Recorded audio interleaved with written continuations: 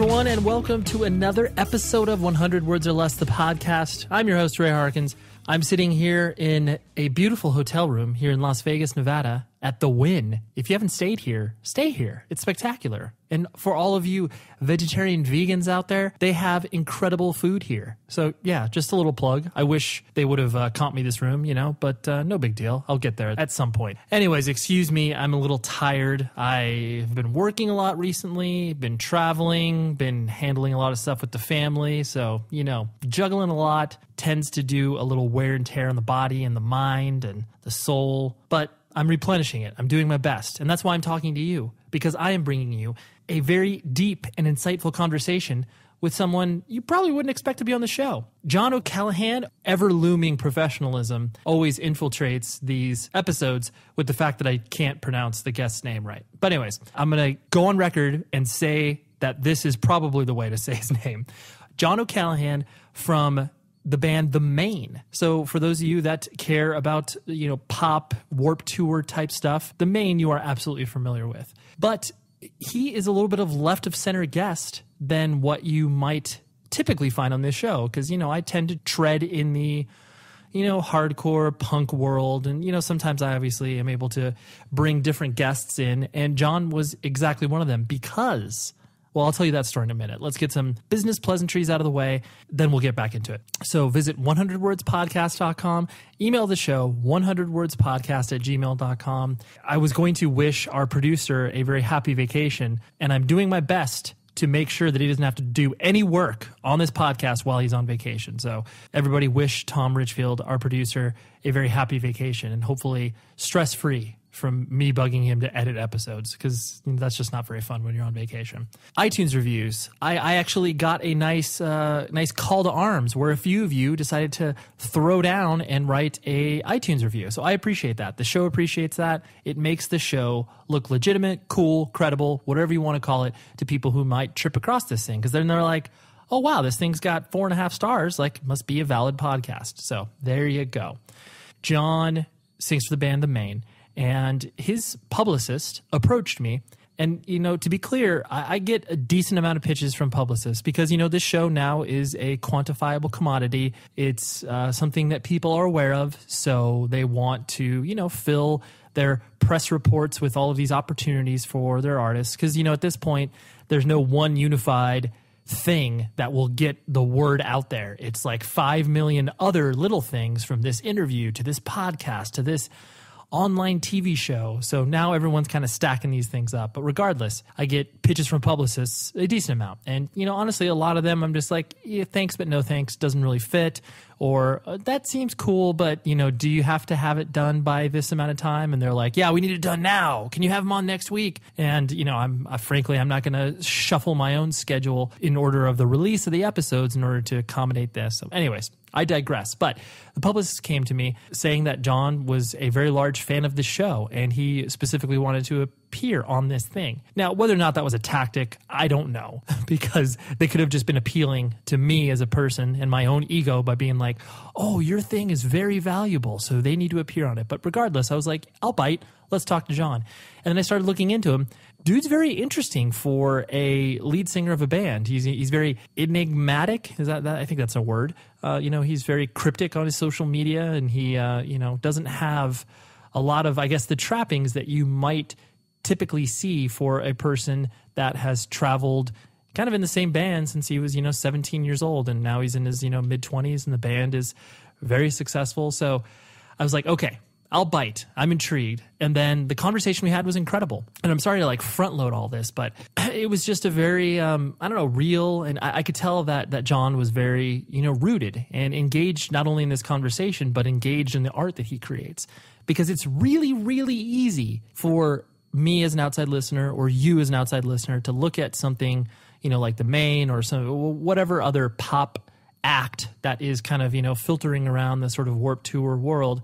And like I said, I didn't say this, but like I thought, throw stones and say like, oh, whatever, this is uncredible. It sucks. All they're trying to do is be really popular, whatever. And that's not always the case. Sometimes it is, but I can speak from experience that this is not the case with the Maine. So anyways, without further ado and front loading of this, I'll let John do the talking, and I will speak to you after the jump in this episode. I took a trip up the West Coast, LAX to SFO. We're searching for a temp so low, and the summer high. The sun swayed and set slow. The Maine in general. Absolutely. So I'm a little bit older than you. I'm 34. So right when you guys started to kind of, make your presence felt, whatever, 2007-ish or so, I was working at a record label called Century Media Records. So that's like, primarily in the sort of metal heavy world. Yeah. But I worked with a band. Now I'll take you on a trip down memory lane to see if you potentially remember the band. A band called De Soleil. They were from your area. I don't know exactly if they were in Tempe. Does that band name register? It absolutely registers, not sonically, but I remember seeing the band name a lot of places a long time ago. Right. Yeah. Because I think they started playing out in like 2003, 2004. But I had worked with that band. I signed the band, and it was one of those things where I was obviously aware of the music scene in Arizona, but it was to me, it just struck me as this weird place because there were so many different styles of music coming out of a essentially culturally devoid area. Yeah. Because, Phoenix obviously has its, artistic merits, but then it's like, you have your bands like, Jimmy Eat World and all that sort of stuff. Totally. And then you have your metal bands like Job for a Cowboy. And it was like, I don't know, it was just weird. And so then watching you guys, like me myself was not in your target demographic. So I didn't immediately, buy into your EP. Absolutely. Or be like, oh, that being said, the fact that you guys still exist showcases the fact that you're obviously credible. You're hardworking. You know what you're doing. Because you got signed at such an early age, was it weird for you to kind of have to sort of, for lack of a better term, like grow up in the public eye and like make mistakes that, were on a more larger platform than just obviously, the sort of garage band days, so to speak? Yeah. I guess the strangest part about this whole thing has been, like you're saying, having to grow up, grow up on a personal level and kind of grow up on the road and experience things that my peers, my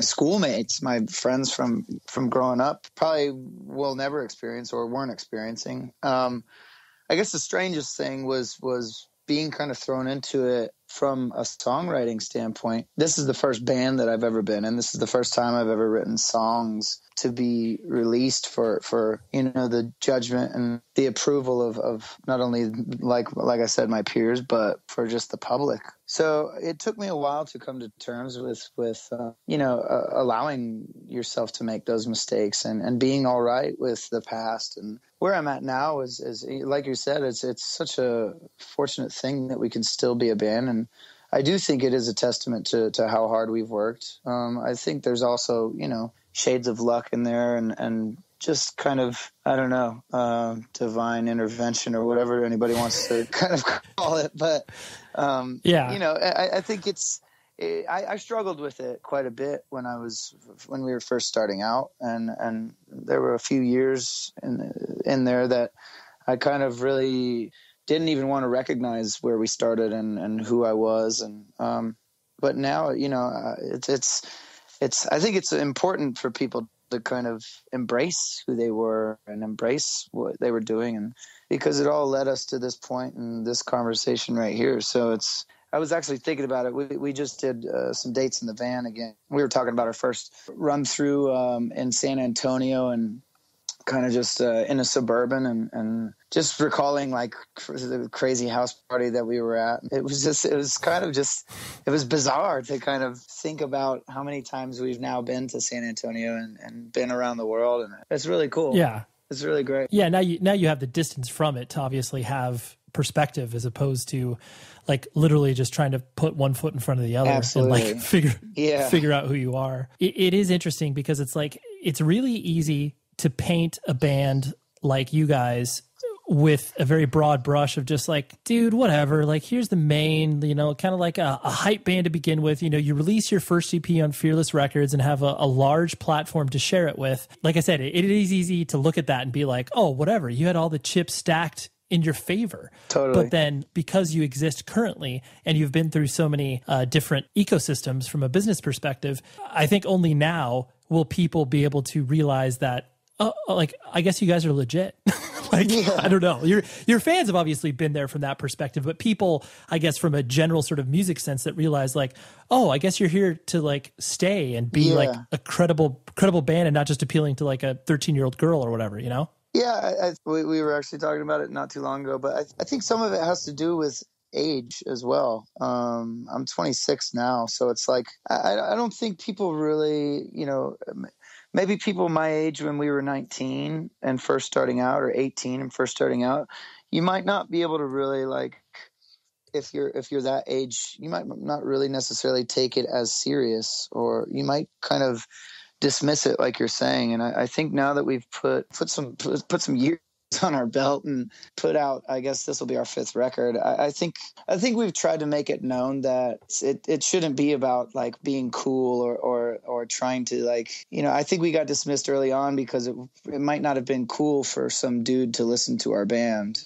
because like you said, there were younger girls listening to our music, and hopefully people are coming around to the idea that this isn't about being cool or being cute or being popular. It's really about the songs, to be honest. You know, it's like all that other stuff is not only secondary, but it's like so far down the list now in our minds. So I think that's where our focus is now, and hopefully people, you know, embrace it. Either way, you know, it's great to have the following that we do and the support that we have, and you know, we're not trying to sell cars, you know what I mean? We're not trying to plead with people to take us serious and plead with people to listen to our music. If it's not for you, it's not for you, you know, and that's how I consume music. There's some stuff that I don't even bother with because it's not for me, and I know that's the case, and it's just really great that we can still go on the road. People care. People don't boo and throw things at us. Right. It's awesome. Yeah, no, you definitely see the bands that obviously, for lack of a better term, overstay their welcome, and it starts to feel, you know, like they're desperate because they don't want to, you know, I guess flip the page and obviously start a quote unquote real life or real job or whatever you'd like to label it as. But that's, you know, one thing that I admire about you guys is like, you know, there's never been any feeling of desperation in what you're doing. You know, you guys have just evolved as a band. You've taken different steps musically on each record, and you've obviously been like, all right, well, I guess we're working with this label now. I guess we're working with this business structure now, and I guess that's what we'll do. Yeah, I feel like the desperation would have already come within those first years. You know what I mean? Like, I feel like at that point we were so malleable and so like easily susceptible to everybody's bullshit that they were blowing up our rear ends, that I feel like that would have been the time when we really would have probably succumbed to what quote unquote people would call selling out or whatever. So yeah, we're fortunate that we survived that whole phase. Even though it's exciting to have a lot of attention when you are first kind of, you know, coming into the world, so to speak, like you're discussing your songwriting and how obviously that was, you know, nerve-wracking, but you know, I don't envy that much of attention initially, just because it is hard, especially when you're at a young age and you're just like, well, not only am I trying to figure out like who I am as an individual, but then I also need to figure out how like to present this band. Like that's a lot to put on yourself at an age when you frankly have no fucking clue what you're doing. Yeah. And I think that really separates the geniuses from the crowd. You know, the David Bowies and the people like that who had, like, they were just born with that. You know what I mean? Like it didn't just, they didn't just throw it against the wall. And like, I feel like those kind of brilliant minds, I think that's what that they're not going to be another David Bowie, you know, or there might be, but like for me, I just have faked this whole thing. I haven't, you know what I mean? Like it feels like David Bowie had like a complete, like drawn out vision of what he was going for. And to be honest, I am on the complete opposite end of that. Like I don't have, what I'm trying to get at is I'm a genius by no means. Like I'm not even, so I feel like there's a select few that withstand, you know, the Neil Youngs, the Tom Pettys, and stuff like that, that people, you can just easily understand that from the inception of their thoughts and their ideas, it was clear what they were doing. And I feel like we've gone so far from left to right, from up to down, that it's like, it's kind of bizarre to me that people believe what we're doing. You know what I mean? Like, Totally. It's right. Yeah, They're like, so we should like this band still? Exactly. Yeah. So that's, again, it's all part of being really excited where we're at now, and having kind of gone through those things. And, cause you learn each time that you put out songs and you put out something that you create, you feel like you have a better idea of how you don't want to present that. And I feel like now I'm in a semi-comfortable state as far as like, really, really standing behind what we're doing, and really like having a better idea of a vision. But I feel like still I struggle with that each release. So I think most people can empathize with the fact of like the feeling like you're a fraud. Like, when you're doing something, whether it's working a job or you're getting paid good money for, and you're just like, dude, why are they paying me to do this or whatever? There can be a million different examples, but like that feeling of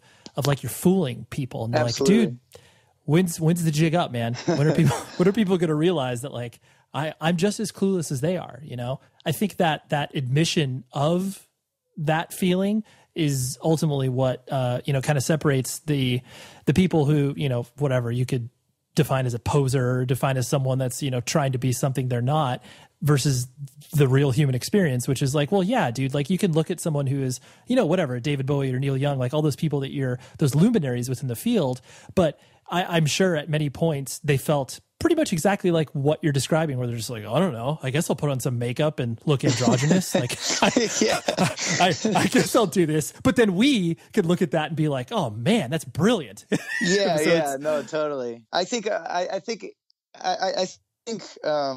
it's helped me a lot that kind of, I won't name names, but bands that have kind of, we've kind of spawned from the same era. I feel like what helps me the most is recognizing how fraudulent some of their behavior can be and the way they present their material. And I never want to be somebody that people can dismiss easily and just say, I can sniff the bullshit. Like for me, I know there's a lot of artists that we've kind of grown up with from the quote unquote scene or whatever that, aren't for me or what have you. But I feel like, I learned from not only the visionaries like the David Bowie, but I also learn a lot of what I don't enjoy and how I don't want to be perceived and kind of portrayed from a lot of what's current still. So it's an ever evolving, but also you got to learn each step of the way. Totally. It's a moving target. Absolutely. Backing it up, you were born and raised in Tempe, right? Tempe? It's Tempe? Yeah, it's Tempe, but I was kind of born and raised. I mean, when you say Phoenix, everybody just kind of gets it. Right. Desert. Yeah, desert. Not on horses, but desert. Because I've spent a lot of time in Phoenix, and it's definitely, like I said, there's pockets, and there's pockets of culture, and there's obviously the sort of independent / all ages music scene has always been, pretty vital. Especially, coming into the late 90s, early 2000s, thanks to, like I was mentioning, bands like Jimmy Eat World, and obviously them trying to bring other bands to play with them and stuff like that. But did you feel kind of that sort of, for lack of a better term, like, suburban boredom, like as you were growing up, or did you find yourself occupied with other things? A lot of my childhood was spent playing baseball. And I've always loved music, but music was always something that I just went to go see. And music was always something that I just put on in my bedroom. And it wasn't really until around, like 8th grade, 7th grade, when I really started to get into like, I think mp3.com was really popular at the time. And I really started to like, that was like the whole explosion of like piracy in music. So my father had always, I'd grown up around music, but nobody really in my family was that musical. It was just always kind of either background or like Sunday barbecue and we're listening to Steely Dan or whatever. And it wasn't until like 7th and 8th grade when I met a group of friends that had started a band. It wasn't until I met them that I really started to get into music, and I really started to get into going to shows and like they took me to my first concert, and and it wasn't until those experiences that I really dove into it. So a lot of my childhood was I was preoccupied with baseball, and I was, I tried to get really good grades in school, and so it wasn't until later. Right. So what was your family structure like? Like you mentioned, obviously mom and dad were around. Yeah. They've always been very supportive of not only just the music thing, but honestly every kind of avenue that I've gone down. And they've never really been pressuring parents. Like they've never really made me feel like I have to do something, and not like, you know what I mean? Like it was always like, you need to be doing something, but you don't have to do what it is that we tell you to. So I have 2 younger brothers, and, so I feel like they were also making shit up as they went with me. So it's like, cause that's always the case when you're parenting. I would imagine it's like, can't watch this movie, or, you know what I mean? It's like, but that's one thing that they've always been supportive, and always been completely standing behind me in everything that I do. So what were they doing for jobs as you were getting raised? Well, they met, I guess when they met in college up at Northern Arizona University. My mom was running track for their school, and my dad was working towards a journalism major. I think he was working at a hospital when I was born, and got a job at a paper or something like that. So it wasn't like we didn't have a ton of money growing up, but it wasn't like we were poor by any means. Middle class upbringing. Yeah, middle class. We lived in a decent neighborhood and had a lot of friends and kids around, so we were outside a lot. Yeah. Did you, like you mentioned, I mean, baseball is obviously such a huge part of, I know, a lot of kids' upbringings, but was it one of those things that you were so solely focused on it? Like, did you have, I guess, major league aspirations, or was this just simply something that you obviously did and you enjoyed? I think I was always a realist from a young age. I think that I always recognized, because I played travel baseball too. So it wasn't like I wasn't devoted, and it wasn't like I wasn't committed to playing, because I really love, and I still love the game. And I was very much putting forth like the maximum effort. But I think it was always in my mind, I'm playing with like major league kids, like sons of major league baseball players. And my coach was a major league baseball player and all this stuff. So, we would go to tournaments, and I would really I think I would realize that, I'm a good shortstop, but am I going to be, Derek Jeter? I don't think so, but it doesn't mean that I'm not going to try. Right. And it wasn't until like my senior year in high school when everybody's like, where are you going to college to play? And it was like, I'm not playing. I'd rather set up the PA system and play music through the loudspeaker. Right. And I cared more about my walkout song than I really did. So about the game. So it was like, I love that. That's like when you start to pay attention to the things that are so like, just completely tangential to most people's. That's when you're like, wait, if I care about like what I'm coming out to. So were you the pitcher? No, I played shortstop pretty much. Okay. All my life until my senior year. I played third base. Okay. Got it. But yeah, you were focused on like, oh yeah, the music. I was like to. more concerned with like what we were talking about in the dugout, and like, hey, did I miss anything while I was on the field? And like, who are we making fun of on the other team? And like, hey, are there enough sunflower seeds and stuff? Yeah. So yeah, this is just me projecting on you, but you definitely strike me as a person who you're sensitive. You're a sensitive guy. And I don't mean that as a disparaging remark, but like, if you didn't tell me that you had 2 brothers, I kind of would have pegged you as maybe an only child just because you kind of have that sort of, even like when I was preparing for the interview, just kind of looking at the other interviews that you've done, you definitely kind of have that sort of, for lack of a better term, like heart in your sleeve. And even when I could tell you were trying to protect that, it still kind of came out. Yeah. Is that a correct projection, or am I off on that? Yeah, I think so. I it's always kind of hard to look into the mirror and kind of formulate your own assumption or formulate your own opinion about yourself. I suppose I've always been just, I don't know if it's necessarily sensitive. Maybe it is. I don't know. I feel like I've always been really cognizant about how people feel around me. Yeah, I don't know.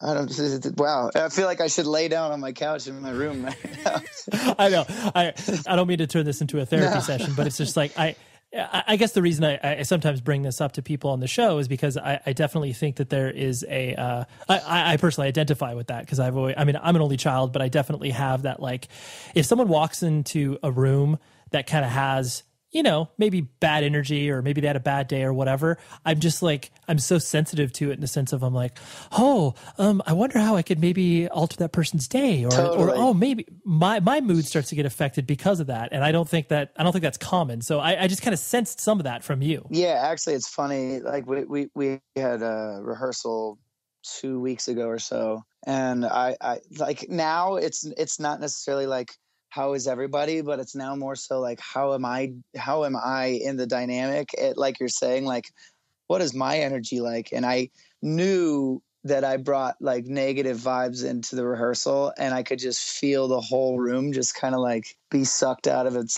sucked, the life sucked out of it. And I felt so terrible when I left. So now I feel like it's changing to like, oh, am I okay? And like, am I bringing the right vibes? So I don't know. Right. You're reflective right on now. that. Yeah. Right. And so beyond sports, like in high school, obviously once you started to, kind of grow up like that, and obviously music started to kind of pull you in, did you immediately, I mean, you said obviously the Maine was, for all intent and purposes, your first band. Did you always have that kind of desire to, play and be in a band once you started to get exposed to that? I would go sit in on the rehearsals for my friends' bands, kind of just like dick around and kind of wait until they like took a break to like, jump on the guitar or jump on the drums, or like, be a goofball on the microphone or whatever. So I think it was always there. I suppose I was always a bit shy too. Just, I didn't necessarily like the idea that all eyes would be on me. And, all my friends that were like frontmen, there was a reason that they were frontmen. There was like, it made sense. They were the most popular kids in school. They, all the girls loved them. I feel like it took a while. Like, when I really started to like write songs, and like even on a sarcastic level, I did it from my computer, and I did it with like a program called Fruity Loops, and I would make beats and kind of orchestrate or arrange kind of songs, and it was all a joke. And it wasn't until like my buddy Max, I think we were covering like a Finch song. So this is like in the years of drive-through days, but like we were goofing around, and Max, the singer at the time, was like, dude, that's pretty good. And that affirmation that like somebody else thought it was pretty good, I think those are the little things along the way that kind of attribute to me wanting to actually give it a fair shake and attempt it on my own. The feeling that you're describing of like, people wanting to like get up in front of other people and like sing or perform, like that doesn't come naturally, Not at all. No. Yeah. And so it's like, I do, considering like what we were just talking about, you being a sensitive person and kind of putting yourself out there, there's a lot wrapped up into that. So I can understand where you're coming from and being like, oh yeah, like singing for a band, like that sounds like, that doesn't sound fun. Like, sounds terrifying, right? Yeah, it's like, that's actually the last thing I want to do. I want to stand like in the back of the room and watch somebody else do it, Yeah. And so like at, as you're going through school, and obviously the notion of you, playing in bands and, doing touring and stuff like that, was probably a little bit foreign to you. Like, did you, even though, well, like, cause you joined the Maine when you were like about 17, 18, right? So that was like senior year of high school? Yeah, it was actually the summer right before my first semester of college. Yeah, so right Okay, right got as it. So it's- right as I had graduated. Okay, so that was perfect timing from a age perspective, where it's like you didn't necessarily have, maybe, did you have a plan for quote unquote real life in regards to like, all right, I'm going to, go to college and pursue this degree? Or was that always just kind of like, well, I don't know, maybe I'll get around to that? Yeah, that's the weirdest thing to think of now is like, I don't know where my head was during that time. In all reality, high school is supposed to be preparing you for college. And in reality, they let me kind of completely slack off senior year. I had like 4 classes or something like that. And I like got to go home when it was lunchtime. So I didn't really take senior year serious at all. Like I just did the bare minimum and graduated, and I graduated with good grades. But then when it came time for college, it was like, I'm not going to class. Like I have the option to go to class. I'm going to sit in my room and smoke pot and like, just like, chill out. Just hang out. And I would go like to my friends' classes before lunch, like into a different class than was mine, and just like fuck around for, an hour just so that we could go to lunch together. It was like, I don't know where my head was, man, because I was always a really good student. And then college came around and it was like, the options are endless. And like, look at all these girls on bikes riding around, and like, wow, they're not wearing any clothes. And it's like, what's going on around me? It's like, what is this place? So I think I always would have been like, oh yeah, I'm getting a business degree. You know what I mean? And just done those really kind of blanket things that would have just, I don't know where it would have taken me. But yeah, I think I've learned now that it would be, if I could do it over again, I would have gone very specific right off the bat and really tried to focus in on something from the get-go, as opposed to like, I'm taking the history of graphic design. Like I don't even have any sort of interest in this at all. So yeah, no, I see what you're saying. I mean, yeah, like because relatively quickly, I mean, I would say less than a year when the Maine obviously started and you guys, started to put together songs and stuff like that. Fearless was pretty interested right away. So you did have kind of a, I guess, something you could concentrate on while you really weren't caring about school, so to speak, right? Absolutely, yeah. I think, we got our first like 2 mixes back for the first songs that we recorded. We got those back on a snowboarding trip that I took with ASU, with the university, and that was in Colorado. And I just remembering like, so that was around obviously winter, and I just remember being like really nervous about showing the people that I went with. But at the same time, they were my great friends. So I knew they wouldn't be like, oh, this is wretched, So it was, from like that point, from winter on, after I heard us like recorded, I'm like, oh, this doesn't, stink terribly. It's like, we can actually maybe do something. So I think from that winter on was when I really like kind of focused all my energy on the Maine. Did your parents, even though obviously they were supportive, I'm sure that they expressed some concern when you were like, hey, so we're going to sign this record deal, Mom. I'm like 18 years old and we're going to go like tour and stuff like that. We're going to do it.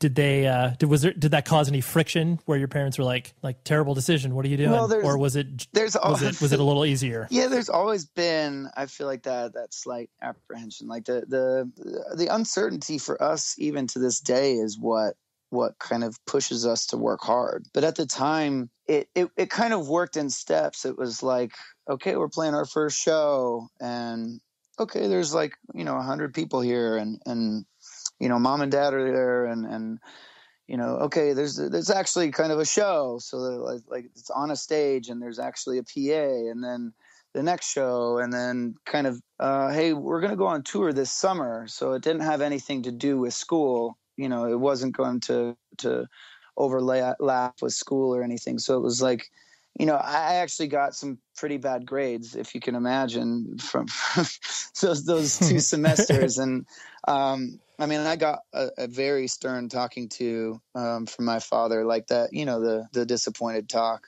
And that was right around the time where I was having to ask if I could go on tour that summer.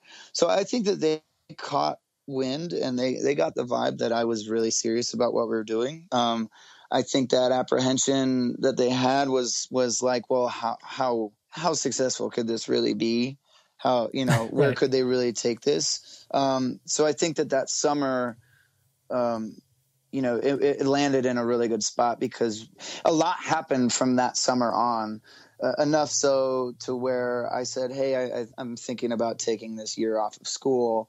And we had enough lined up, with signing to Fearless and with kind of our touring schedule that it was okay. I got the nod and it was all right. So fortunately for me, like my schedule just, I think, worked in my favor to the point where it was like, hey, it wasn't even a conversation the second year that I was missing school. It was like, I have so much on my plate now that I'm not going back. So yeah, you had more. It's always easier when you have more tangible things to exactly show. Something to go off right. of. You know what I mean? Like as opposed to like a pipe dream that's like, hey, me and the buds are going to eat ramen and like we're going to do this. I think it really, honestly, they gave me a credit card because they were very concerned with us like sleeping in the car. They said, if you need to get a room or something like that, here it is. And I think my dad probably expected me to like kind of rape that card into the ground and like really use that just kind of willingly. And I've since he offered me that, I've never asked them for a dime, which is kind of, I don't know, fulfilling in a way. It kind of is a testament to the work that we've put in. And it's a point of pride. Absolutely. Yeah. I understand. And I've never had to ask him for money, and he brings that up sometimes. And, I think it was cool. Again, it's kind of like that kind of momentum. It all just kind of worked in our favor. And it's. I mean, that you're describing is a rite of passage when it's like, the parent says to their, son or daughter, where it's just like, oh wow, like, okay, you're doing it on your own. It's not this. It's not this thing that's just like, oh great, I'm gonna have to subsidize you for like 7 years while you get your feet on the ground. Absolutely. And so then, I mean, I'm not going to take you through the complete history, record by record, of the Maine because that's well documented. But clearly, you guys did a lot in regards to. You've had multiple partners with varying record labels, and you've gone from indie to major to indie to self-released. But you personally don't strike me as a person who, I guess, in the early days of the Maine, like you don't strike me as the business guy of the band, or am I wrong in that assumption? No, you're pretty spot on. Okay. Yeah. I mean, because every band always has that like one dude, and not to say that like you strike me as a lazy asshole or anything like that, but there's that usually that one guy that's kind of like, oh, like they have their eye on that. No, but, absolutely, you're spot on, and it's our drummer Patrick. Okay. And he's always, even from the day I met him, because our manager Tim is actually his older brother, and Tim's been my best friend since 6th or 7th grade. So from that moment that I met Tim and then met Pat, he's always been that guy. We would go on vacation in California to their beach house, and Pat would ride his bike down to the library for Wi-Fi, because he wanted to hear the new My American Heart song or whatever band was going on. It's like he's always been that way. So, when it came time to like assume roles, it was so easy. I mean, it was a no-brainer. It's not like, we don't care about that stuff, because it's very much a part of what we do now. But it was far easier kind of partitioning off, okay, I just accept the idea that I'm writing the songs, and he just accepts that he's going to market those, and it works harmoniously now, Yeah, no, absolutely. I mean, it's no slight to people. There's always going to be people in an artistic collaboration that like aren't going to care at all about how they're delivered or presented, or if they're on a label or they're not on a label. They're just like, whatever, dude. Like, that's fine. Yeah, for sure. Like, because like you said, you kind of partitioned it off like that. Did the, I guess moving around from record labels and having all these different expectations placed on the band, did did that kind of like, I wouldn't say influence your songwriting, because obviously, just your surroundings influence the songwriting, but did you not having to be primarily concerned about the sort of business side of things make it easier for you to kind of, I guess, create in a vacuum, or did that kind of bleed over on the influence?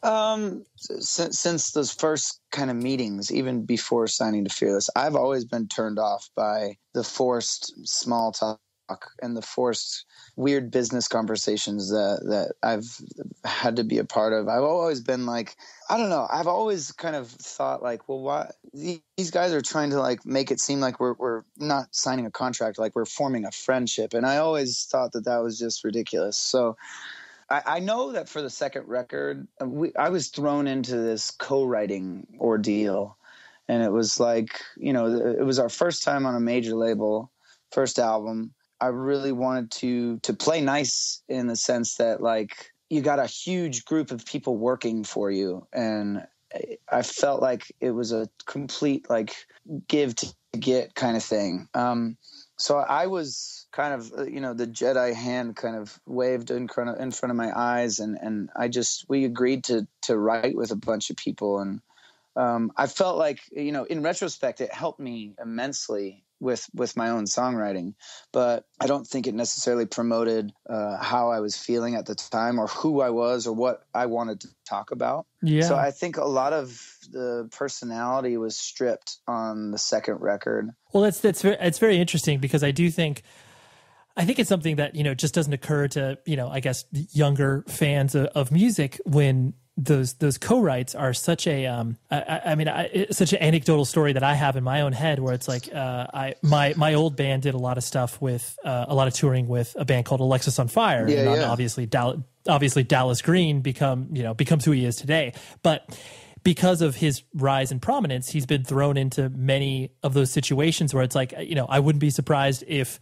for whatever reason he was on your list of people to write with, but like, when you're coming from this kind of world of, independent music, and you're put in these rooms with these people who you're kind of forced to make a connection with, sometimes it can make sense, but then most of the time it comes really across as a very stifled and limiting experience, Absolutely. I think age difference aside, I think background in music and just history of songs that the people that we were writing with had written, it was just like, I can't even think of it. Square peg in a round hole. I don't want to use the actual song, but there was an instance because the person was really, really great. So I'll just say it was basically like similar to us writing a song with the person that wrote Mambo No. 5. And it was like our A&R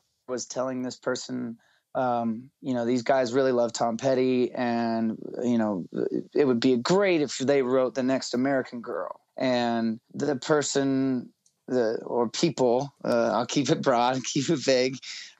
Sure. They took the backbeat from American Girl, and that was the template for a song that we wrote. And it was like, luckily it didn't make the record, but it was like just very shocking to me at the time that it was like, this is how you write songs, and this is where X song came from. It's like the lack of, it's like this is a formula to these people, and it wasn't even. I think that it was very discouraging in that regard, but like I said, a lesson learned for sure of how I don't want my music to feel, and I want to make sure that mine's coming from a place of complete earnesty and sincerity. Yeah, no, for sure. Yeah, you want to come from a place where it's messy as opposed to, like you said, formulaic. Absolutely. Yeah. I'd be remiss. Like I saw this in a few interviews, and I find it so. I probably find it as funny as you, where I think I've only had one other person in the history of this podcast that has inspired fan fiction, and that's Davey Havok. And he has a lot. To me, it's just such a funny idea of people becoming so invested in not only your band, but then obviously you as a person. And and then obviously creating narratives of whatever it is that they write. Yeah, I wasn't going to take a deep dive into that because I didn't want to expose myself to that. You've always made it pretty abundantly clear, like, your social media presence is there and it exists, but you've obviously, you're, for lack of a better term, more private online than I guess one would assume for a lead, a lead person in a band to be. Yeah. And I presume that is very deliberate on your end. Like, your Twitter feed definitely reads as a philosophical journey as opposed to like, dude, buy our sick new single or whatever, And I'm sure that's a deliberate choice. Is that that's something that you've obviously, I guess, taken as a point of pride that you're doing that, or that came from a place, I presume? Yeah, I mean, I don't necessarily think it's a place of pride, and I'm sure some people kind of write it off as pretentious, but I've never been one to really be involved with the idea of a persona online, and maybe to a fault. I'm sure if I posted a bunch of pictures of myself every day on my Twitter or on my Instagram, maybe I would have more followers. But I think it all stems from, like I was talking about earlier, I never really saw myself as the lead singer. The spotlight, I never really wanted it on me, and I've become more and more comfortable with kind of assuming more responsibility for being the voice of our band and being, trying to be more of a, the go-to guy. But yeah, I think I think it comes from a place of like me not giving a shit about what so-and-so had for breakfast. You know what I mean? Like, I don't care. Like, I care more about like, asking questions and like posing ideas and, however outlandish or crazy they may be. I would rather get people thinking and get people talking than delivering them what turkey sandwich I had for lunch. You know what I mean? Like, I think that's the fan fiction thing. I will say that like is really encouraging to me. From a creative standpoint for kids, or for not even kids, I don't want to say kids, but just, the people creating. I think that's such and I don't know, like it's very odd in the age that we live in that somebody would, that they would take the chance and write and like create and like develop their own ideas about this person. I think that's really great. And I think that more of that would be awesome in our society, Yeah, I never, honestly, you just saying that kind of triggered something in my head of my own personal experience where it's like, whatever, when I was a kid and I was like, 7 or 8 years old, and I started to, play with G.I. Joes, and like that was around the time when the movie Aliens came out, and then they made action figures of the aliens. And then in my own head, I was like, dude, I can play my G.I. Joes versus aliens. Yeah. And I can have this huge world. Like, I would do these, 2 or 3 day story arcs where it's like the Space Marines would go down and like, and that what I described right there is exactly what people are doing with you on the internet. I mean, hopefully to a much more mature degree than G.I. Joe versus aliens. But yeah, I see the encouragement of what you're talking about, because it is, while it's easy to label as, batshit crazy, there takes creativity in it. No, totally. And I think in a society where it's all solely about, I guess, seeing somebody in a boat, seeing somebody buy a boat and then wanting to see that boat sink as, like it's all I don't know. We live in a place where it's like, it's all about, seeing that person on Facebook kind of be up on the top of the mountain, then fall down, and everybody, it's like, I feel like it's a spectacle, and it's like a place where we all like laugh at idiocy. And I think a place where people are creating and people are actually, doing something of like, I don't know, some sort of worth as far as like contributing to this land of destiny. They're doing work. Yeah, they're adding. You know what I mean? Like, as crazy as it might be, they're taking something and they're making something more out of it. And I think that's like really commendable. Yeah, dude. Yeah, well, I think you may have just changed my mind on fan fiction in that regard. Wasn't 50 Shades of Grey? Wasn't that like absolutely inspired by fan fiction? Yeah, that was definitely inspired by that. And so yeah, no, I mean there's pop culture worth out of it, but yeah, I guess I didn't really think about it from any sort of internal perspective where it's like, oh yeah, like I mean it's much better that exists than some negative comment on YouTube. Totally, like, yeah. Like much better that than like a weird picture of somebody in their backyard swimming. Like you know what I mean? Like, right. Yeah. Kind of in that same regard, even though people have spoken to you for quite some time in an interview perspective, when I was doing my, preliminary research, and granted it's very cursory and I don't do a deep dive into it, it seems that you're a relatively private person in the sense of you don't publish a ton of, like you were saying, whatever, take a selfie a day or something like that. Not like that indicates who a true person is, but would you label yourself as kind of a private person and you're I guess selective about what you show people? Yeah, again, I keep making correlations to kind of growing up, and I feel like I've only assimilated myself into the crowds I have after really finding out who they are and why I should call them my friends. So I feel like the same kind of, I take the same stance online. Like I don't presume to know shit about people that I've never met on the internet, and that's really easy thing to do, is pass judgment and to kind of formulate assumptions about, I don't know, actresses or actors or whatever. I've always kind of kept that in mind too. I like to keep things vague, and I'd like to think that if you just had a normal conversation with me, you'd find out far more than you could online by doing a Google search or looking up, what I tweeted that day. So I'd like to think that there's far more depth to my character than just a few lines on the internet. Yeah, I don't know. I like to keep it relatively private. It's like, I also think like, what would I really want to learn about somebody? Like if I really kind of dove into it, and I don't know. I just don't want to learn all that much unless I'm listening to it from the horse's mouth. So. Yeah, no, that's a really good point. I mean, obviously that's like why this show exists. It's, to give people a platform. Absolutely. Right. Give people a platform in which to, not just regurgitate the same, 20 questions Tour they get asked about. Right. Yeah. Dude, tell me about the craziest prank you pulled. It's like, oh, okay, that's enough of that. The last thing I wanted to hit on was, because of having to, grow up, make mistakes, all being, relatively in the public eye, not in the, the Us Weekly mainstream world public eye. But did you ever have to struggle with the idea of obviously being like John from the Maine versus like obviously the person that you are? Because, I definitely see a lot of people falling into the trap, usually just because of their age, of like, I'm this person from this band and that's what defines me. And then you obviously see the people that kind of surround that person of just being, it's a completely transactional relationship, but there's no real, I guess, depth to that. So did you ever have any struggles with that where you're just like, oh yeah, like not even so much that you thought you were cool as shit, but like the identity that was, I guess, for lack of a better term, thrust upon you because of your role in the band? I guess from my perspective, I don't think that I've ever thought that my shit didn't stink.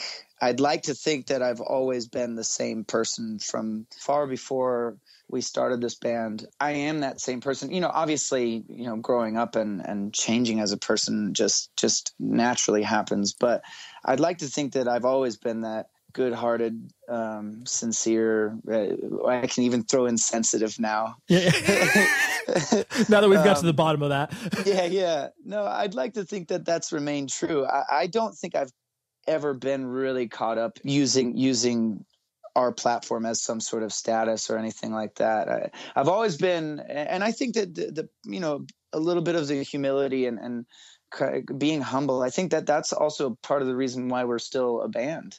I think that people understand that we've never necessarily viewed ourselves as anything different. And if anything, I promote the idea that I'm just a kid that was going to college that started a band, because I feel like hopefully that would inspire somebody to do the same, and not just, oh, let's go on tour, but I'm going to write a book, or I'm going to, paint a picture or compose a symphony or what have you. So, early on it was a bit tough, because I felt like, you know, when we started on MySpace and going on different threads and different forums, I got caught up in, you know, being worked up about, you know, things people would say and just kind of the dismissive behaviors that people would kind of show. And I don't know, just reading comments. It's so funny because my mom, when we first started out, she would go online as well. And I didn't even know that she knew, one, how to operate a computer, or two, how to like get into the forums that, you know, that these people were in. But, you know, she would bring it up to me. And that's when I realized, like, whoa, this doesn't mean shit. You know what I mean? Like, these people's, you know, comments and opinions online have nothing to do with who I am as a person. You know, it's like, and that's when I told her to like put it all to rest, like go and let that lie, and just, you know, if things are like weird with me, I'll come to you as my mother, not, you know, I won't like go online and put a blog out about it, you know? So it's like, I guess that's the only time I struggled with, oh, that's just the dude from the Maine, and, you know, he's a dick, or, you know, he's doing drugs, or whatever it was, you know. It was like, that was, I only struggled with it early on. And again, fortunately, I've gotten past that and survived it. Yeah. It's understandable too, because of, obviously, I mean, anytime anybody opens themselves up, you know, even just from the perspective of obviously playing in a band, like whenever, you know, criticism or hearsay or rumors or whatever start to get lobbed your direction, it's like, it's instinctual for us as humans to be like defensive or bummed. Like, you know, we're humans just like everybody else. So it's like, absolutely, it's understandable that you went to that and are just like, oh, well, like, you know, the first comment, it's so easy for you to see it and be like, well, you know what, fuck you then. Like, yeah, totally. And you actually write that down and you send it out. And then it's like, oh, that's fruitless. Like, what, did I change that person's mind? Like, and fortunately for me, I mean, I have good friends that like, we kind of filter each other's shit too. So it's like, you know, right. Don't say that, dude. You're opening up a can of worms. And fortunately, I've only had like probably like 2 times when I've ever like responded to somebody, and then it, you know, it becomes a little thing for like 15 minutes that day, and then the heat is over, and then it's like, oh shit, I probably shouldn't have done that. So, right. You know, well, lesson learned. Moving exactly. on. Well, dude, I really appreciate you hanging out and dedicating a nice chunk of your day to me. I appreciate the conversation. It was fun for me. Hopefully it was fun for you in some capacity. I had a great time. Yeah.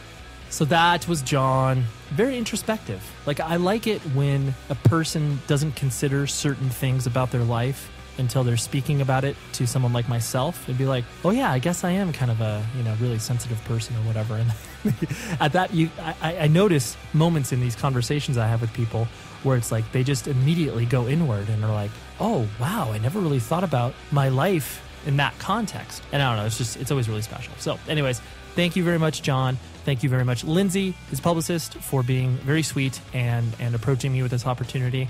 And thank you to you, the listener. I never thank you, right? That's dickish of me. I apologize. So I thank you for those of you that are still listening to this. Tom Richfield is the producer, as always, best friend forever. And visit the show, 100wordspodcast.com. On that website, you can donate, you know, if you're feeling ever so generous, because this thing doesn't pay for itself. And yeah, until next week, please be safe, everybody.